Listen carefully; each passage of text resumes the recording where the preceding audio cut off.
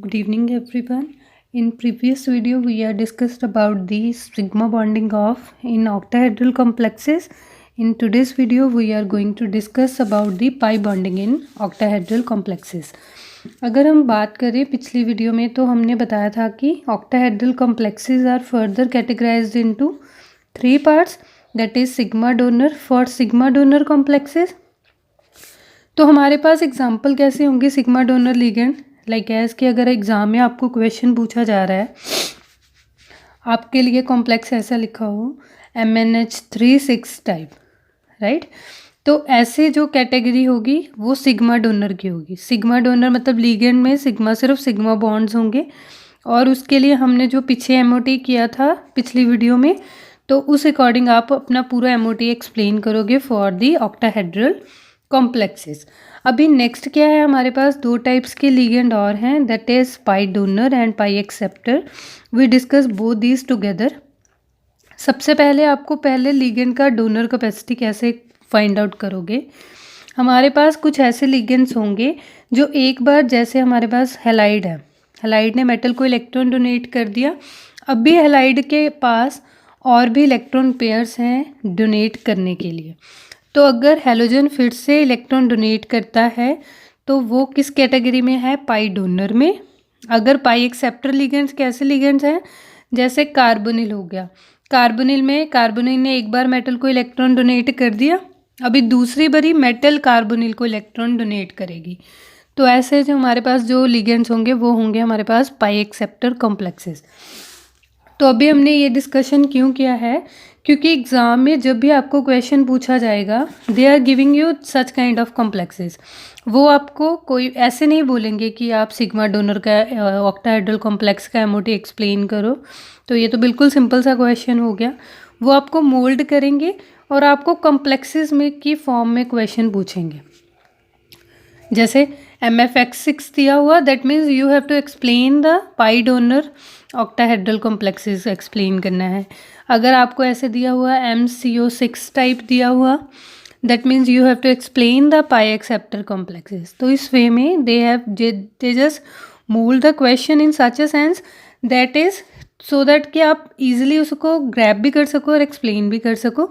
आपके पास कोई ज़्यादा लिगेंड्स नहीं होंगे जो आपको मेमोराइज करने होंगे, लेकिन आपका काम इजी हो जाएगा अगर आप एक बार इनको गो थ्रू कर लोगे। देखो, सबसे पहले हमारे पास अगर सिग्मा डोनर टाइप के लिगेंड हुए तो हमारे पास कौन कौन सी एग्जांपल्स पॉसिबल हैं, या तो हाइड्राइड मिलेगा, या अमोनिया, या CH3 नेगेटिव। और अगर पाई डोनर कॉम्प्लेक्सेस हुए, पाई डोनर में आपको लिगेंड्स किस टाइप के मिलेंगे, सारी halogen family, O2 negative, OH negative, water, carbonate ion. तो ये सारे अगर ऐसे कॉम्प्लेक्सेस के अंदर आपको डाला हुआ क्वेश्चन में, जैसे MF6 डाल दिया, 6 आपको ये क्लियर करेगा कि आपको MOT एक्सप्लेन किसका करना है, ऑक्टाहेड्रल का करना है। MF4 डाला हुआ तो आपको that means you have to explain the MOT of या तो टेट्राहेड्रल होगा या स्क्वायर प्लेनर होगा। तो इस तरह से लिगेंड का कोऑर्डिनेशन नंबर आपको क्लैरिफाई करेगा कि आपने किसका MOT एक्सप्लेन करना है। तो यहाँ पर नेक्स्ट थर्ड टाइप क्या है, पाई एक्सेप्टर। पाई एक्सेप्टर में हमारे पास ये लिगेंड्स होते हैं cyanide, carbon monoxide, NO positive, PPH3 भी हमारा एक्सेप्टर लिगेंड ही है। तो ये कुछ कैटेगरीज होंगी जिसके बिहाफ पर आप डिसाइड करोगे कि आपको किसका MOT एक्सप्लेन करना है। अभी जब आपके पास पाई डोनर लिगेंड इंट्रोड्यूस हो गया तो सिर्फ और सिर्फ बॉन्डिंग में फ़र्क पड़ेगा। जैसे अभी हमने जब पिछली वीडियो किया था, पिछली वीडियो में हमने क्या क्या किया था, सबसे पहले ऑक्टाहेड्रल कॉम्प्लेक्स शुरू किया, फिर आपने एक्सप्लेन किया था कि मेटल ऑर्बिटल की सिग्मा सिमेट्री कैसी होगी, तो उसमें आपने अपना कम्बिनेशन इंट्रोड्यूस किया था। फिर उसके बाद आपने हर एक कम्बिनेशन का सिग्मा वैल्यू फाइंड आउट किया था, और नेक्स्ट लास्ट स्टेप में आपने क्या किया था, उसका MOT ड्रॉ किया था। अभी ये रहा सिग्मा के लिए। जब आपको एग्ज़ाम में सपोज करो MFF6 का टाइप पूछा हुआ है, तो that means you have to explain the pi donor, और इधर पाई एक्सेप्टर कुछ भी हो सकता है, अभी तो हमें पता ही नहीं है। F हमारा डोनर है तो पाई डोनर तक रुक जाएंगे, अगर हमारा कार्बोनिल आ गया तो हम एक्सेप्टर तक जाएंगे। तो इसका मतलब आपने ये वाला MOT पाई डोनर और पाई एक्सेप्टर के केस में नहीं ड्रॉ करना, अभी जो एमओटी मैं एक्सप्लेन करूँगी वहाँ तक आपको अपना क्वेश्चन एक्सप्लेन करना है, ठीक। तो ये इन बिटवीन आपको ये बताने के लिए है कि क्वेश्चन आपको किस फॉर्म में आ सकता है। क्वेश्चन अगर आपको कॉम्प्लेक्स की फॉर्म में आया तो आपको पता होना चाहिए आपके जो लिगेंड्स हैं वो किस फैमिली से हैं, सिग्मा डोनर हैं, पाई डोनर हैं या पाई एक्सेप्टर हैं। फिर उस हिसाब से आप अपने जो मॉलिक्यूलर ऑर्बिटल की थ्योरी है उसे एक्सटेंड करोगे। अगर सिग्मा डोनर तक आया दैट इज़ NH3 CH3 या H नेगेटिव डाला तो आप अपना प्रीवियस जो हमने पहला लेक्चर डिस्कस किया था एमओटी का वहाँ तक एक्सप्लेन करके आओगे एग्ज़ाम में। अगर आपको पूछा जा रहा है कि इनमें से, तो अभी आगे के जो पार्ट्स हैं वो हम इसमें जस्ट ऐड ऑन करेंगे और उसके बाद हम अपना जो मॉडिफाई एमओटी है वो ड्रॉ करेंगे। तो सबसे पहले क्वेश्चन क्या राइज होता है, जब भी हमारे पास पाई बॉन्ड्स हमारे पास कितने पॉसिबल हैं, 2। एक सिग्मा बन चुका है, मैक्सिमम 2 पाई बॉन्ड बनने के बाद हमारी डेल्टा बॉन्डिंग स्टार्ट होगी, फिर डेल्टा के 2 बनने के बाद हमारे पास म्यू बॉन्डिंग स्टार्ट होगी। तो इसका मतलब हमारे पास कितने पाई के मैक्सिमम बॉन्ड्स कितने पॉसिबल हैं, 2। तो यहाँ पर हमारे पास अभी टाइप क्या चल रही है, Ml से X6। तो अगर इसके पाई डोनर कैपेसिटी चेक करनी हो या पाई लिगेंड का कम्बिनेशन चेक करना हो तो उसका सम कैसा आएगा, 6 लिगेंड है, हर एक लिगेंड की कैपेसिटी है कि वो 2 पाई बॉन्ड बना सकता है, तो आपके पास 6 × 2 दैट इज़ 12। दूसरे तरीके से आप कैसे याद कर सकते हो, हमारे पास p के 3 ऑर्बिटल्स होते हैं। एक ऑर्बिटल हमें पता है, हमारे टीचर्स क्या बोलते हैं कि एक ऑर्बिटल हेड ऑन ओवरलैपिंग करेगा, बाकी के जो 2 पाई ऑर्बिटल हैं वो क्या बॉन्ड फॉर्म करेंगे, पाई बॉन्ड फॉर्म करेंगे। यानी कि 2 p ऑर्बिटल बचे हैं तो हर एक लिगेंड के पास 2 p ऑर्बिटल होंगे, तो 6 × 2 दैट इज़ 12।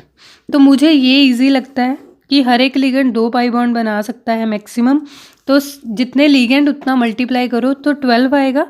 तो अभी आपका पहला हमारा काम क्या था, जैसे हमने मेटल की सिमेट्री वहाँ पर फाइंड आउट की थी कि मेटल का कॉम्बिनेशन क्या आया था, A1G EG + T1U।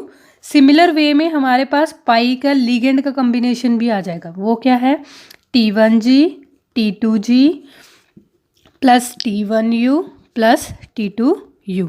ये मैंने आपको उस दिन भी बताया था पिछली वीडियो में भी कि अभी आपने ग्रुप थ्योरी का एक भी लेक्चर अटेंड नहीं किया हुआ, ग्रुप थ्योरी का के बारे में आपको नहीं पता कि ये करैक्टर टेबल कैसे डिज़ाइन हुआ है, इसके जो ये सिमेट्रिक एक्सिस है या ये फंक्शंस हैं इनका क्या मतलब है।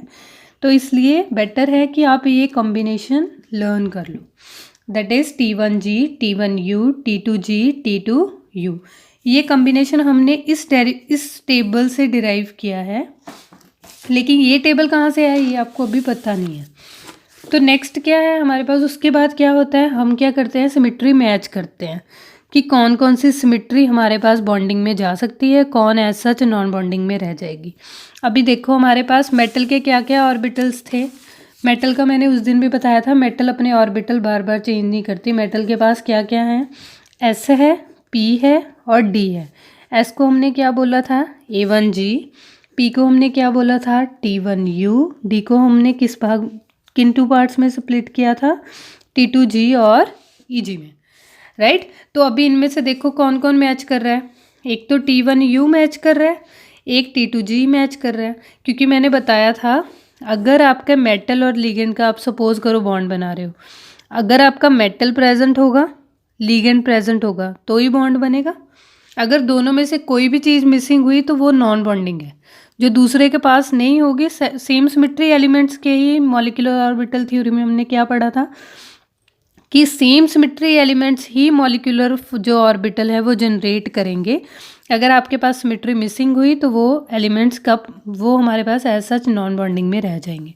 तो यहाँ पर भी हमारे पास जो कॉम्बिनेशन निकल के आया है वहाँ पर सिर्फ T2G और T1U हम पहचान सकते हैं वो मैच कर रहे हैं इनके साथ, लेकिन ये दोनों तो मैच नहीं कर रहे। दैट मीन्स ये किसी भी बॉन्डिंग में पार्टिसिपेट नहीं करेंगे, that's why they mention it over here none. ये किसी के साथ बॉन्डिंग नहीं बनाएंगे। अभी नेक्स्ट पार्ट क्या है, इन दोनों ऑर्बिटल का जो ये कॉम्बिनेशन डिज़ाइन करना। ये कॉम्बिनेशन ध्यान से समझना। सबसे पहले देखो हमारे पास T1U में हमारे पास 3 तरीके के P हैं, PX, PY, PZ अभी मैं किसी एक का ड्रॉ करके बताती हूँ, फिर आप बाकी के ऐसा सिंपल लिख सकते हो। जैसे सपोज यहाँ पर मेरे पास कौन सा ऑर्बिटल है, मैंने पी एक्स की बात की, पी एक्स। अभी हमारा लिगेंड्स कहाँ पड़े हैं, ये वाले मेरे लिगेंड्स हैं,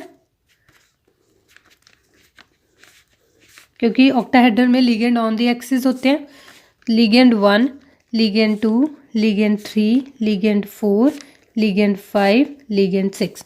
अभी हम किस बॉन्डिंग की बात कर रहे हैं, पाई बॉन्डिंग की। इसका मतलब हमारा ऑर्बिटल कैसा होना चाहिए, पी जैसा तो दिखना चाहिए, साइड वाइज ओवरलैपिंग दिखानी है, तो सारे के सारे ऑर्बिटल्स की शेप चेंज करो। ठीक, यहाँ पर आप स्फेरिकल शो करोगे तो वो तो ऐसा ऑर्बिटल जैसा हो गया ना, तो एटलीस्ट पी ऑर्बिटल शो करो। तो अभी ध्यान से देखो किस पाई बॉन्डिंग की पॉसिबिलिटी है और किसकी नहीं है। P positive negative, positive negative. ये आप फेस देना चाहो तो मैं ऐसे थोड़ा सा नीट एंड क्लीन कर देते हैं। सबसे इजी है ये वाला समझना, क्योंकि ना फिर आपको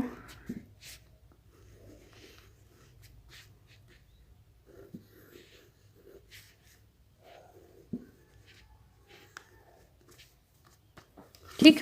अभी देखो ध्यान से, मैंने सपोज करो ये पी एक्स मैंने ये वाला ले लिया, ये मेरे वाई हो गया, ये मेरा जेड हो गया। अभी लिगेंड का नंबर दे देते हैं ताकि कन्फ्यूज़न ना रहे। लिगेंड को मैंने यहाँ पर, ये वाले तो डायरेक्टली अप्रोच कर रहे हैं, ligand 1, ligand 2, ligand 3, ligand 4, ligand 5, ligand 6। तो अभी ध्यान से देखो, यहाँ पर ये ओवरलैपिंग हो सकती है साइड वाइज, ये ओवरलैपिंग हो सकती है साइड वाइज, ये ओवरलैपिंग हो सकती है साइड वाइज, और ये ओवरलैपिंग हो सकती है साइड वाइज। ठीक, जो जिस एक्सिस की आप बात कर रहे हो उसके ऑर्बिटल पाई बॉन्डिंग में फॉर्मेशन में पार्टिसिपेट नहीं कर सकते। देखो ध्यान से, क्योंकि अभी हमारा ऑर्बिटल भी यही है, हमारा लिगेंड भी यही है, तो हमारे पास साइड वाइज ओवरलैपिंग पॉसिबल है कि हेड ऑन ओवरलैपिंग पॉसिबल है। तो यहाँ पर जब जिस एक्सिस का मेटल आपका जिस एक्सिस पर पड़ा होगा उस एक्सिस के दोनों लिगेंड्स हमारे साइड वाइज ओवरलैपिंग नहीं, कौन सी ओवरलैपिंग प्रेफर करेंगे, head on overlapping. Head on overlapping क्या जनरेट करती है, सिग्मा बॉन्ड, और हमारे पास जो साइड वाइज ओवरलैपिंग होती है वो क्या जनरेट करती है, पाई बॉन्ड। तो सिग्मा बॉन्ड की स्टेबिलिटी ज़्यादा है ना। इसका मतलब आप जिस एक्सिस की बात करोगे उस एक्सिस पर पड़े दो लिगेंड्स सिग्मा बॉन्ड प्रेफर करेंगे, ना कि पाई बॉन्ड। तो इसका मतलब हमारे पास जो बाकी के 4 लिगेंड होंगे वो लिगेंड किस में इंट्रोड्यूस होंगे, पाई बॉन्डिंग में। और पाई बॉन्डिंग में फिर हमारे पास ऑर्बिटल कैसा होगा, जिस एक्सिस की आप बात कर रहे हो। हमारे पास सिर्फ आप उसकी सब्स्टिट्यूशन मतलब नोटेशन कैसे चेंज करोगे, पाई की बात कर रहे हो। पिछली बार हम सिग्मा की बात कर रहे थे तो मैंने वहाँ पर आपने ध्यान दिया होगा, मैंने सिग्मा सिंबल यूज़ किया था। अभी मैंने पाई की बात कर रही हूँ तो पाई यूज़ कर रही हूँ। एक्स ऑर्बिटल, एक्स एक्सिस के परपेंडिकुलर ऑर्बिटल या पैरेलल ऑर्बिटल ही साइड वाइज ओवरलैपिंग कर पाएगा। अगर मैं एक ऑर्बिटल को ऐसे रख रही हूँ, एक ऑर्बिटल को ऐसे रख रही हूँ, तो साइड वाइज ओवरलैपिंग नहीं हो सकती ना। इसका मतलब जो ऑर्बिटल ये होगा वही नेचर का ऑर्बिटल ये होगा। तो अगर ये पी एक्स है तो ऑब्वियस सी बात है ये भी एक्स वाला ही ऑर्बिटल होगा। तो एक्स लिगेंड कौन सा है, 2। इसकी नोटेशन आपको बुक में कैसे मिलेगी, पाई बॉन्डिंग की बात कर रहे हैं। एक्स एक्सिस, जिस एक्सिस की आप बात कर रहे हो, x2 मतलब लिगेंड का नंबर, सेकेंड लिगेंड के ऑर्बिटल की, प्लस नेक्स्ट लिगेंड हमारे पास क्या आएगा, पाई, फिर से एक्स के पैरेलल है, दोनों का नेचर सेम है। एक्स लिगेंड कौन सा है, 3, प्लस यहाँ पर देखो 4 तो एक्सिस के सामने ही है, 5 वाला लिगेंड बनाएगा, pi x Legendre number 5, plus कौन सा है, Legendre 6, pi x Legendre number 6, 1 by normalisation constant. तब नॉर्मलाइजेशन कांस्टेंट मैंने पिछली बार भी क्या बताया था, कोफिशिएंट्स का क्या होता है, स्क्वायर। तो अभी आप क्या करोगे, एन का value 1 square plus 1 square plus 1 square plus 1 square, that is 4 that is 2। तो हमारे पास 1/2 कम्बिनेशन क्या आया, पाई एक्स 2 पाई एक्स 3 पाई एक्स, उसका भी आगे सब्स्टिट्यूएंट, इसके सब्सक्रिप्ट ये, इसका फर्दर सब्सक्रिप्ट ये, तो साथ में नहीं लिखना, x प्लस एक्स 6। क्लियर। अभी मैं सिर्फ एक रैंडम सा समझा रही हूँ ताकि आपको समझ में आ जाए। अभी हम इसको ऐसे नहीं शो करेंगे, मैं जस्ट फटाफट से लिखेंगे। सपोज करो मैंने लीगेंड नंबर दे दिया 1 2 3 4 5 6। ठीक, मैंने यहाँ पर इसे एक्स एक्सिस बोल दिया, इसे वाई एक्सिस, इसे जेड एक्सिस। तो मैं ये यहाँ पर मैंने कोई ऑर्बिटल रैंडम ड्रॉ कर दिया। अभी मुझे कम्बिनेशन फटाफट से बताना। यहाँ पर पी वाई की बात कर रही हूँ, पी वाई का कम्बिनेशन 1 नॉर्मलाइजेशन कांस्टेंट क्या आएगा, लीगेंड 4 और लीगेंड 1 साइडवाइज ओवरलैपिंग करेंगे या हेड ऑन ओवरलैपिंग प्रेफर करेंगे। ये सारों के चारों साइडवाइज करेंगे। साइडवाइज में भी फेज लिखना है, यहाँ पर फेज होगा। यहाँ पर क्या आएगा, पाए, लीगेंड कौन सा, वाई एक्सिस ही है क्योंकि इसके पैरेलल सेम नेचर तभी होगा, ये वाई है तो इसके सामने वाला भी वाई होगा, वाई।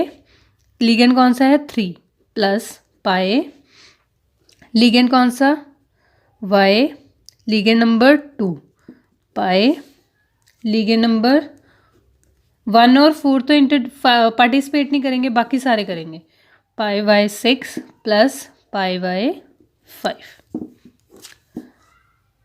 अभी फिर से नॉर्मलाइजेशन कांस्टेंट कैसे फाइंड आउट करोगे, फिर से इसका coefficient 1² plus 1² plus 1² 4 that is 2 1/2।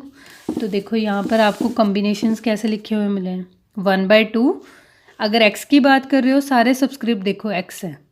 अभी ये यहाँ पर 2 4 5 6 कैसे फ़र्क आएगा कि यहाँ पर बुक वाले ने कैसे लीगेंड्स अरेंज किए हैं वो उस हिसाब से लिख रहा है। आप जैसे लीगेंड्स लेके चलोगे एक्सिस के ऊपर, अगर सपोज करो आपने सोचा कि आप एक्स एक्सिस पर 1 और 6 रखोगे तो बाकी के चारों पार्टिसिपेट करेंगे। अगर आपने सोचा कि आप 2 और 5 रखोगे तो बाकी के चारों करेंगे। तो इस वे में कम्बिनेशन थोड़ा सा फ़र्क कर जाएगा, लेकिन अगर आपके दिमाग में कॉन्सेप्ट बैठ गया तो फिर आपको प्रॉब्लम नहीं होगी। उसी वे में अगर मैंने फटाफट से यहाँ पर z लिखना हो तो मैं z कैसे लिखूँगी, यहाँ पर ये z एक्सिस सपोज हो गई, तो बाकी के 4 लीगेंड्स अभी पार्टिसिपेट करेंगे। 4 नंबर जो भी नंबर लूँगी उसको z लिख के, सब हमारे पास z लिखा है तो z z z z plus आ जाएगा। यहाँ पर 1 2 3 4 यानी कि उसने 5 और 6 कहाँ पर रखे होंगे, z एक्सिस के ऊपर रखे होंगे, बाकी के चारों इन्वॉल्व हो गए। तो इस वे में आपके ये 3 कम्बिनेशन डिज़ाइन हो गए। अभी dx T2g भी तो पार्टिसिपेट कर रहा था। T2g में ऑर्बिटल समझो ध्यान से कौन से हैं, x y। अभी यहाँ पर हम लीगेंड भी ले लेते हैं, x और y। सपोज करो मैंने लीगेंड 1 2 3 4 5 और 6 हमारे दूसरे एक्सिस z एक्सिस पे हो गए। अभी x और y ऑर्बिटल dxy ऑर्बिटल कैसा ऑर्बिटल है, ये ऐसा ऑर्बिटल dxy है। d की पूरी लोब एक फेज़ की होती है और पूरी की पूरी एक लोब दूसरी फेज़ की होती है। तो यहाँ पर अब आप लीगेंड्स अपने अरेंज करो।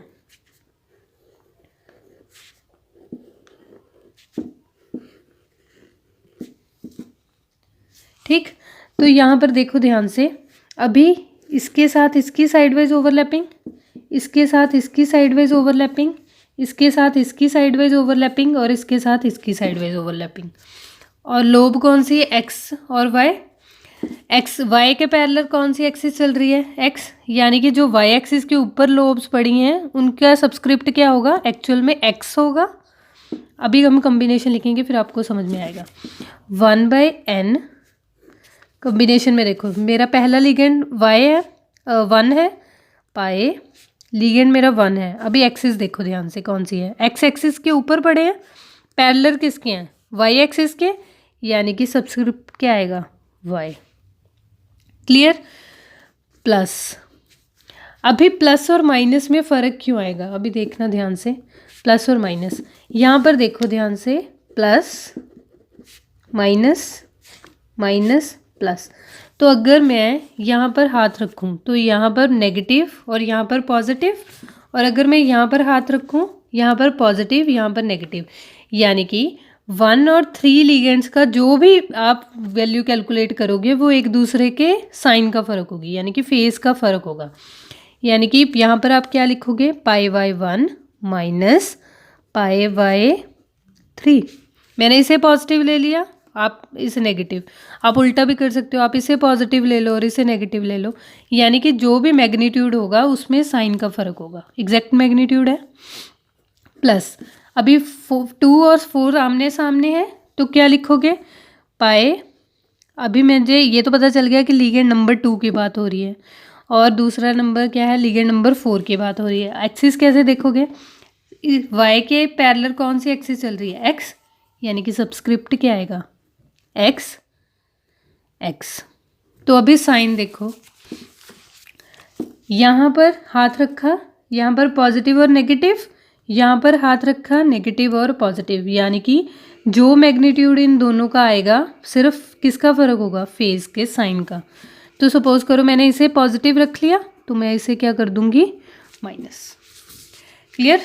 तो यहाँ पर अभी आप नॉर्मलाइजेशन कांस्टेंट हम फिर से फाइंड आउट करेंगे, 1 square plus coefficient that is -1 square plus 1 square plus -1 square.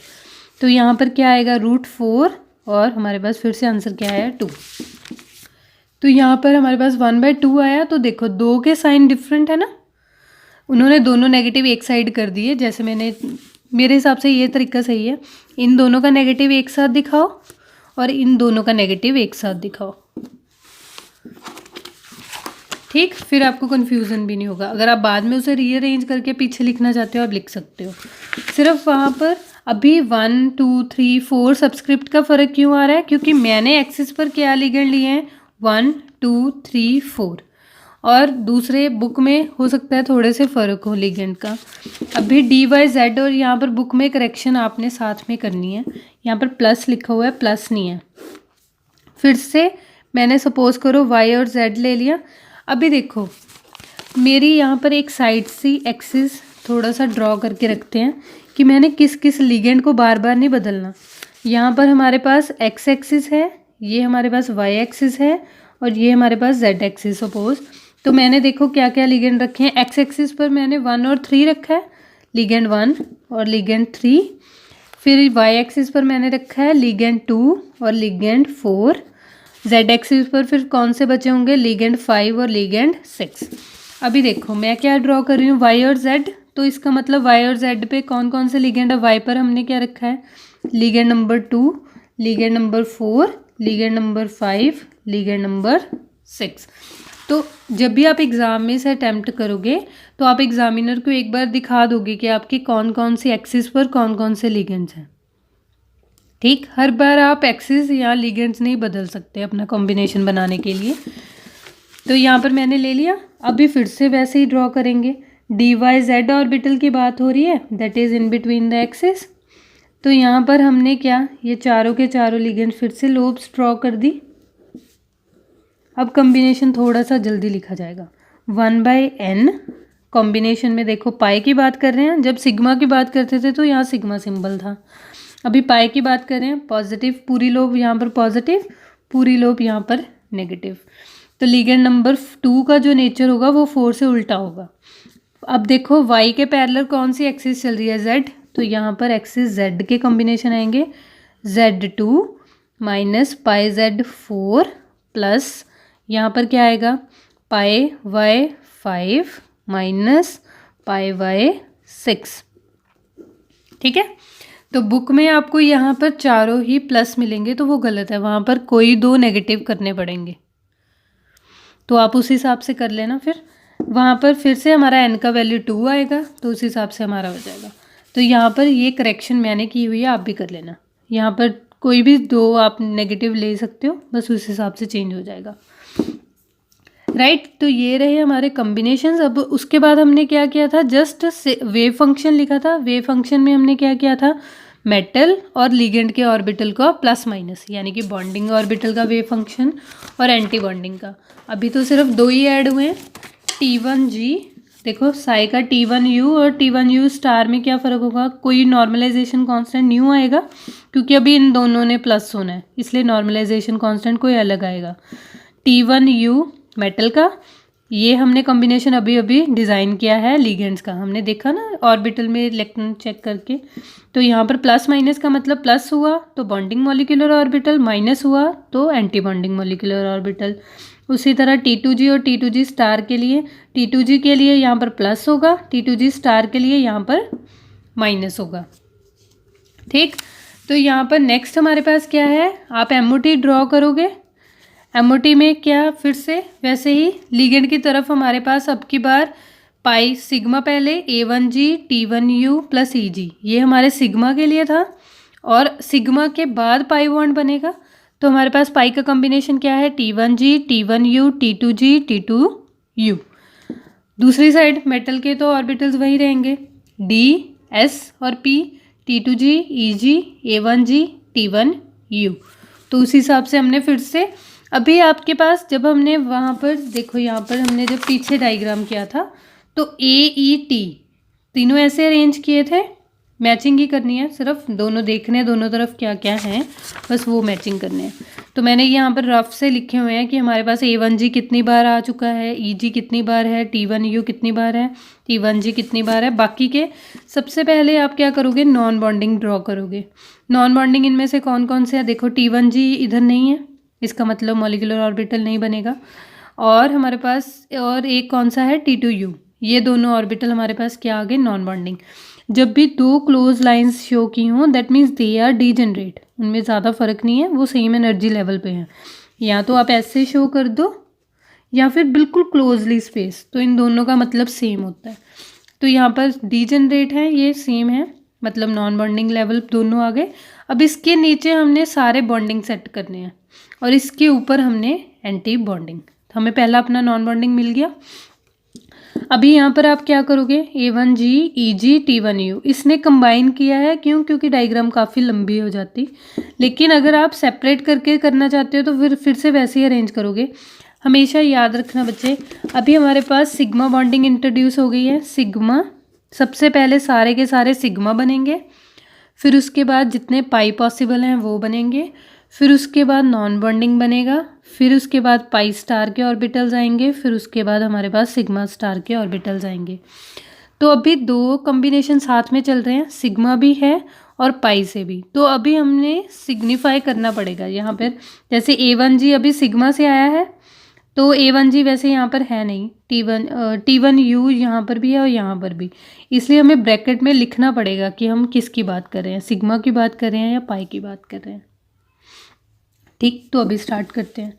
सबसे पहले सिग्मा ख़त्म होंगे, A1G EG, तो यहाँ पर मैं यहाँ पर साइड में कर रही हूँ, A1G, फिर उसके बाद हमने क्या किया था, EG, फिर उसके बाद हमने क्या किया था, T1U। ब्रैकेट में सिग्मा मेंशन करोगे क्योंकि सबसे पहले सिग्मा बॉन्ड बनते हैं। ठीक, उसके बाद ये तीनों ख़त्म हो गए। एक साथ शो करना चाहते हो, सिर्फ डायग्राम को थोड़ा सा मतलब वो ओवर ना हो तो इसलिए कर रहे हैं, आप ऐसे भी शो कर सकते हो। ये कर दिया। उसके बाद अभी कौन से बचे हैं, पाई ऑर्बिटल। पाई में देखो कौन कौन से मैच कर रहे हैं, एक T1G है, T2G है और T1U है। तो G की सिमेट्री U से ज़्यादा होती है, तो G लोअर इन एनर्जी होगा। तो इसके बाद हमारे पास कौन सा ऑर्बिटल आएगा, T2G, लेकिन ब्रैकेट में क्या आएगा, पाई। उसके बाद T1U पाई। ठीक, अब नॉन बॉन्डिंग आ गया। अब इसके बाद आपने वो करना है एंटी बॉन्डिंग। अभी एंटी बॉन्डिंग ड्रॉ करने से पहले आपने CFSC, क्योंकि CFT थ्योरी भी तो हमने साथ में कंसिडर करनी है। CFT के अकॉर्डिंग ऑक्टाहेड्रल में T2G नीचे होता है और EG ऊपर होता है। इसका मतलब अब जब आप कॉम्बिनेशन लिखना शुरू करोगे तो हमारे पास अगला एंटी बॉन्डिंग में जाएगा। T2G कहाँ से मिलेगा, पाई स्टार में से, और EG कहाँ से मिल रहा है, सिग्मा स्टार में से। तो ये ऑर्बिटल आपने एक साथ किए और ऊपर वाले बाकी के दो आपने अरेंज कर देने हैं। T1U में दोनों के करेक्टर हैं। तो जब भी आपके पास, जैसे अभी हमारे पास T1U कितने थे, यहाँ पर साइड में लिखते हैं। T1U हमारे पास कितने हैं, एक T1U यहाँ पर है, 1 2 3 T1U हैं। तो हमारे पास जो ऑर्बिटल्स होंगे वो कैसे होंगे, सिग्मा, पाई, और एक हमारे पास जो एंटी बॉन्डिंग होगा वो इन दोनों का करेक्टर लेगा, सिग्मा स्टार और पाई स्टार। क्योंकि हमने क्या बोला था, हमारा पहला रूल क्या था, 3 एटॉमिक ऑर्बिटल्स कंबाइन करके हमें 3 ही मॉलिक्यूलर ऑर्बिटल्स देंगे। तो एक सिग्मा हो गया, एक पाई हो गया, और एक थर्ड वाले में दोनों के करैक्टर होंगे। अगर 4 होते तो अलग अलग हो जाते, फिर सिग्मा स्टार अलग होता, पाई स्टार अलग होता, राइट। तो उसी तरह से हमने पूरा एमओटी डिज़ाइन कर लिया। अभी सिर्फ जब आप पाई एक्सेप्टर करोगे तो देखो यहाँ पर सिर्फ आपको कॉन्फ़िगरेशन का बताया हुआ है कि कॉन्फ़िगरेशन कैसे लिखनी है। तो कॉन्फ़िगरेशन देखो रजय, जब भी ए मतलब होता है, ए का मतलब है एक ऑर्बिटल। एक ऑर्बिटल में कितने इलेक्ट्रॉन रह सकते हैं? 2, मैक्सिमम 2। बी का मतलब भी सेम होता है, ए और बी एक ऑर्बिटल होते हैं। ई का मतलब है 2 ऑर्बिटल। 2 ऑर्बिटल का मतलब क्या है? हमारे पास कितने इलेक्ट्रॉन मैक्सिमम रह सकते हैं? 4। टी का मतलब क्या है? 3 ऑर्बिटल। 3 ऑर्बिटल में मैक्सिमम कितने इलेक्ट्रॉन रह सकते हैं? 6। तो यहाँ पर आपको एक तरह से गाइड, थोड़ा सा हिंट दिया हुआ है कि आपकी इलेक्ट्रॉनिक कॉन्फ़िगरेशन कैसे डिज़ाइन होगी। A1G मतलब एक ऑर्बिटल, एक में कितने मैक्सिमम इलेक्ट्रॉन? 2। EG मतलब 2 ऑर्बिटल, 2 में कितने मैक्सिमम इलेक्ट्रॉन? 4। तो उसी वे में जैसे जैसे आपने यहाँ पर लिखा, जैसे जैसे हम एमओटी करते थे सिग्मा स्टार एस 2s, वैसे ही लिखते चले जाओगे। A1G 2, EG 4, T1U 6, T2G 6, T1U 6। फिर उसके बाद ये नॉन बॉन्डिंग, उसमें भी 6 आ जाएंगे। टी का मतलब 3 होता है। T2G 6, EG 4, A1G मैक्सिमम 2 और T1U 6। तो इस तरह से हमारे पास मैक्सिमम इलेक्ट्रॉन कितने हो सकते हैं, तो उन्होंने वो ये इलेक्ट्रॉनिक कॉन्फ़िगरेशन लिखी हुई है, देखो, ठीक है। यहाँ पर इन्होंने जो ये कॉम्प्लेक्स लिया है Fe(F6) 3 नेगेटिव का, उसकी इलेक्ट्रॉनिक कॉन्फ़िगरेशन आपको लिख के दिखाई हुई है कि आपने इलेक्ट्रॉनिक कॉन्फ़िगरेशन कैसे फिल करनी है। तो इसमें देखो हमारे पास 12 सिग्मा इलेक्ट्रॉन्स होने थे, क्योंकि 6 सिग्मा बॉन्ड हो गए, और अगर पाई बॉन्ड बने तो हमारे पास 24 इलेक्ट्रॉन होंगे पाई बॉन्ड में, क्योंकि 12 बॉन्ड बन सकते हैं। 12 का कम्बिनेशन था, हर एक पाई इलेक्ट्रॉन में भी 2 इलेक्ट्रॉन्स होंगे। तो हमारे पास टोटल हमने कितने इलेक्ट्रॉन फिल करने हैं? 36। तो 36 इलेक्ट्रॉन कहाँ तक आप फिल कर सकते हो? और हमें पता है फ्लोरीन क्या है? वीक फील्ड लिगेंड है। इसका मतलब इलेक्ट्रॉन क्या करेंगे? एक्साइट करेंगे, पेयर नहीं करेंगे, पहले ऊपर जाएंगे। इसलिए लास्ट इलेक्ट्रॉनिक कॉन्फ़िगरेशन देखो 3 और 2 है। क्लियर? तो यहाँ पर नेक्स्ट हमारे पास क्या है? पाई स्टार ऑर्बिटल्स की कम्बिनेशन में, पाई स्टार में सिर्फ और सिर्फ लैंग्वेज सब कुछ सेम। यहाँ पर सिग्मा ऑर्बिटल, पाई का स्टार कैसा होगा? वो भी यही कम्बिनेशन होगा। तो जस्ट हमारे पास एमओटी थोड़ा सा बड़ा हो गया, बाकी सब कुछ सेम है। फिर से ऑर्बिटल कैसे डिज़ाइन करोगे? यहाँ पर हमारे पास फिर से नॉन बॉन्डिंग ढूंढोगे, फिर अगला नॉन बॉन्डिंग आ गया। अभी हमारे पास जो यहाँ पर इन बीच के जो गैप होगा, वहाँ पर आप स्लाइटली एंटी बॉन्डिंग सेट करोगे। अभी आपको क्या इजी तरीका क्या है, जब भी आप एमओटी लिखते हो तो यहाँ पर देखो, अभी इस साइड तो कितने सारे ऑर्बिटल्स हैं, यहाँ पर कम है ना। T1U, A1, T2G, इसका काउंट कर लो। देखो सबसे पहले T1U से स्टार्ट करते हैं। T1U कहाँ कहाँ पर है? 1, 2, 3, 4 T1U है, यानी कि एक हमें कहाँ मिला? सिग्मा में मिला। एक हमें कहाँ मिला? पाई में मिला। एक हमें कहाँ मिला? पाई स्टार में मिला। और एक एंटी बॉन्डिंग हमारे पास क्या होगा? सिग्मा स्टार और पाई स्टार दोनों का कॉम्बिनेशन। क्लियर? तो हमारे पास ये 4 एमओटी क्या, इसके 4 जगह हमें कहाँ कहाँ पर दिखेगा? ये इस वे में होगा सब। उसके बाद A1G एक यहाँ पर, एक यहाँ पर, 2 ही हैं, है भी किस में? सिग्मा में, सिग्मा और सिग्मा स्टार। नेक्स्ट देखो हमारे पास EG भी हमारे पास सिग्मा में ही है, सिग्मा और सिग्मा स्टार। T2G काउंट करो कितने हैं? 1, T2G 2, 3 है। तो क्या लिखते थे हम? सिग्मा में नहीं है T2G, पाई में है। पाई, एक पाई में है, एक पाई स्टार में है, दूसरा भी फिर पाई स्टार में ही होगा। ठीक, तो उस वे में आप लिखते चले जाओगे। तो इस वे में हमें यहाँ पर अरेंज करना होगा। फिर से देखो, इन्होंने A1G, T1U, EG एक साथ लिख दिया। आप फिर से ऐसे ही अरेंज कर लो, A1G, EG। यहाँ पर हम क्या करते थे? A1G, फिर लिखते थे EG, फिर लिखते थे T1U है क्या? सिग्मा। तो ब्रैकेट में सिग्मा यहाँ पर ज़रूर लिखना। फिर उसके बाद पाई स्टार्ट हो गए। अभी फिर से 2 नॉन बॉन्डिंग हमने ड्रॉ कर लिए। यहाँ पर पाई आ गए, T2G की सिमेट्री U से ज़्यादा है इसलिए ये दोनों आ गए, अरेंज हो गए। अब की बार जो यहाँ पर हमारे पास पाई स्टार है, एक सेंटर वाला सेंटर में भी आएगा क्योंकि ये 4 है ना, 2 ऊपर चले जाएंगे। T1U यहाँ पर हमारे पास एक आ गया, एक यहाँ पर इसके बीच में आएगा, ये रहा T1U पाई स्टार। क्योंकि इस डायग्राम का हमें फ़ायदा क्या है, यहाँ पर कोई वैल्यूज़ नहीं है। अगर वैल्यूज़ नहीं है तो अगर थोड़ा सा इधर उधर आपकी पोजीशन हो भी जाती है तो प्रॉब्लम नहीं है, बस CFT हमारी फॉलो होनी चाहिए। ये ऑर्बिटल्स का जो शिफ्ट है इसके बाद ही आना चाहिए, ये हमें नॉन बॉन्डिंग के नीचे ना मिले या इस नॉन बॉन्डिंग के बाद नहीं होने चाहिए। सिर्फ इसका पोजीशन आप ध्यान रखोगे थोड़ा, जो अगर डायग्राम, क्योंकि इलेक्ट्रॉनिक कन्फिग्रेशन एंटी बॉन्डिंग में नहीं जाती, यहाँ तक CFT ख़त्म होती है तो या इसके बाद इलेक्ट्रॉन फिलिंग बहुत रेयर होती है, इसलिए इसका ऑर्डर अगर थोड़ा सा बाद में वेरी कर भी गया तो कोई इशू नहीं है। लेकिन आपके सारे ऑर्बिटल्स होने चाहिए, 4 + 2 6 + 2 8 11। तो यहाँ पर देखो 11 ऑर्बिटल्स होने चाहिए। नॉन बॉन्डिंग नहीं हमने काउंट किया ना यहाँ पे, तो नॉन बॉन्डिंग को छोड़कर 11 ऑर्बिटल्स होने चाहिए MOT में।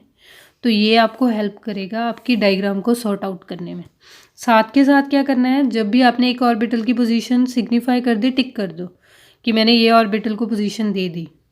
तो इस हिसाब से आपके पास जो पेंडिंग होंगे फिर आप बाद में उसे अरेंज कर सकते हो। रूल क्या रहेगा, पहले सिग्मा अरेंज करोगे, फिर पाई अरेंज करोगे, उसके बाद नॉन बॉन्डिंग अरेंज करोगे, फिर पाई स्टार अरेंज करोगे और सिग्मा स्टार अरेंज करोगे। और यहाँ पर कम्बिनेशन, मेटल के ऑर्बिटल्स हमेशा थोड़ा सा हायर इन एनर्जी होते हैं एज़ कम्पेयर टू लिगेंड के, तो वो थोड़ा सा लोअर इन एनर्जी रखना, ठीक। तो इस वे में आपके पास MOT डिज़ाइन हो जाएगा। तो अब आपको मैं थोड़ा सा, जब हम इसको रिकॉल करते हैं कैसे करना है, जब आपको एग्ज़ाम में क्वेश्चन आएगा तब आपने क्या करना है, जब आपने आपको क्वेश्चन आया, सपोज़ करो मेटल साइनाइड 6 का कॉम्प्लेक्स एक्सप्लेन करो। यहाँ पर देखो हमारे पास कॉम्प्लेक्स टाइप दी हुई है कि M साइनाइड 6 लिगेंड्स कौन कौन से पॉसिबल है, साइनाइड या कार्बोनिल। तो आपको M साइनाइड 6 लिखा हुआ, तो आपने कहाँ से शुरू होना है, पहले उसका सिग्मा बॉन्डिंग सारा एक्सप्लेन करना है, MOT ड्रॉ नहीं करना। साथ के साथ ही आपने पाई के ऑर्बिटल्स एक्सप्लेन करने शुरू कर देने हैं कि पाई के ये वाले ऑर्बिटल्स कंसिडर होंगे। फिर उसके बाद जो फाइनल MOT ड्रॉ करोगे वो आप इसका करोगे। और सिमिलर केस अगर आपको पूछा हुआ है MF6 यानी कि पाई डोनर में आप पीछे वाला स्टार्टिंग से सिग्मा से स्टार्ट होगे, इसके कॉम्बिनेशन एक्सप्लेन करते हुए आओगे और बाद में MOT कौन सा ड्रॉ करोगे, ये वाला सिग्मा वाला ड्रॉ नहीं करोगे। और अगर आपको कॉम्प्लेक्स आया हुआ MnH3 टाइप, तो यहाँ तक ही MOT एक्सप्लेन करोगे, सिग्मा तक ही, पाई बॉन्डिंग को इन्वॉल्व नहीं करोगे। Clear? That's all about this topic. Thank you so much.